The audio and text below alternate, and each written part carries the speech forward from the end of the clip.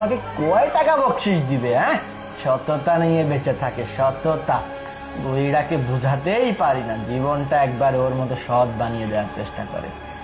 আরামসে ঘুম পাড়ো, আমি এদিক দিয়ে টাকাটা নিয়ে একটু মাস্তি করে আসি। টাকার গন্ধ শুনলে না মাথাটা একদম মৌ মৌ করে ওঠে, মৌ মৌ করে ওঠে। বাবা, 3 লাখ টাকা আসে। বাবা, তুমি টাকা নিয়ে কোথায় যাচ্ছি? না, আমি টাকা রাখলাম, কাছেই রাখলাম। তুমি তুমি ঠিক ঠিক আছে বাবা। আমি আশ্চর্য হয়ে যাচ্ছি, তুই আমার সন্তান হয়ে কি কি তুই তোর বাবার সঙ্গে এমন একটা ব্যবহার করতে পারলি? আমি কোথায়, মানে আমি সারা দিন রাত চোর পুলিশ সবাইকে এক ঘাটে নিয়ে এসে পানি খাওয়াই।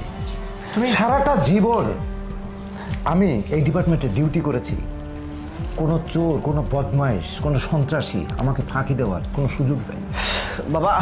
আর তুমি কোথা থেকে এই টেকনিক শিখলি? আর সেই গুরুটাই তোর বা কে যে তোকে এত সুন্দর বুদ্ধি দিয়েছে? আর সেই বুদ্ধি অন্তত আমার কাছে ধরা পড়বে না?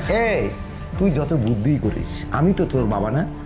আর আমি পুলিশ ডিপার্টমেন্টে চাকরি করি। তুই কি করে ভাবলি যে আমাকে ফাঁকি দিয়ে তুই এই টাকাগুলো নিয়ে চলে যাবি?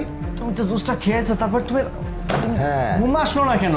হ্যাঁ, ঘুম আসলো না কিসের জন্য জানিস? ওই যে বাড়ির হেমানি আছে না, ওর হাতে একটা স্টিলনেসের পাইপ ছিল।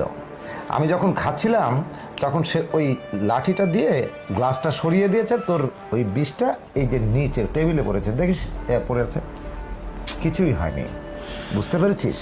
ও যাই- শিট!